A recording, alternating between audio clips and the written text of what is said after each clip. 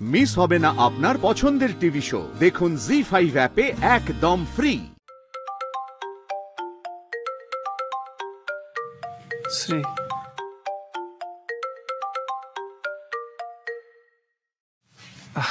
Hello. Hello রাজ, টিপটপের মালিকের খবর আমি পেয়ে গেছি।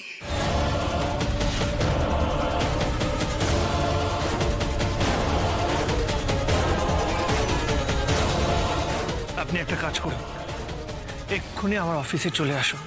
ঠান্ডা মাথায় আমাদের একটা প্ল্যান করতে হবে, তারপর দেখব ওই লোকটা কি করে আমাদের হাত থেকে ছাড়া পাবে।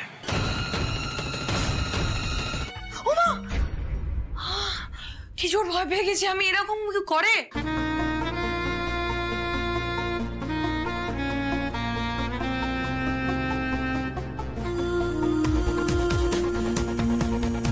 সোমা,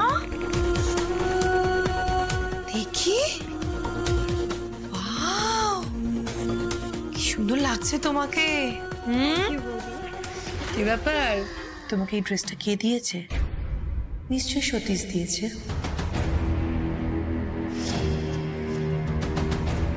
তুমি কি করে জানলে বৌদি? বৌদি সব জানে।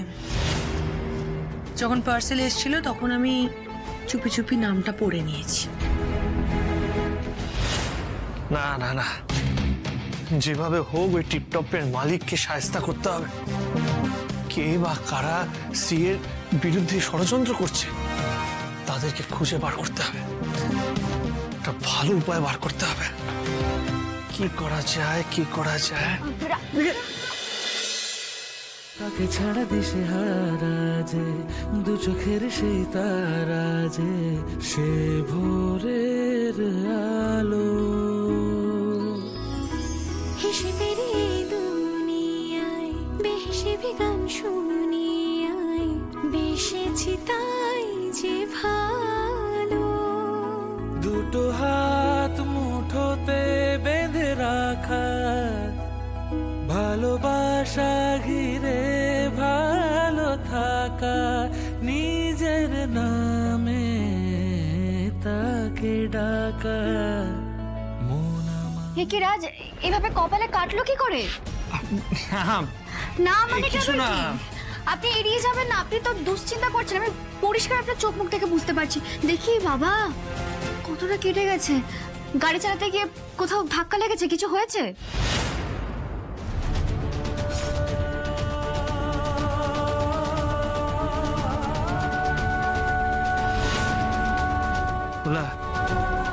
একটা মিথ্যেকে লুকাতে গেলে হাজারটা মিথ্যে বলতে হয়। এইভাবে আর কতদিন চলবে? এই সম্পর্কে মিথ্যের আশ্রয় নিতে আমার আর যে ভালো লাগছে না। ভোলা, কি হলো, কি ভাবছেন আপনি, বলুন। না না, কিছু না। ওই আমাদের পাড়ায় একটা সমস্যা হয়েছিল, একজন একটু বেশি বাড়াবাড়ি করছিল।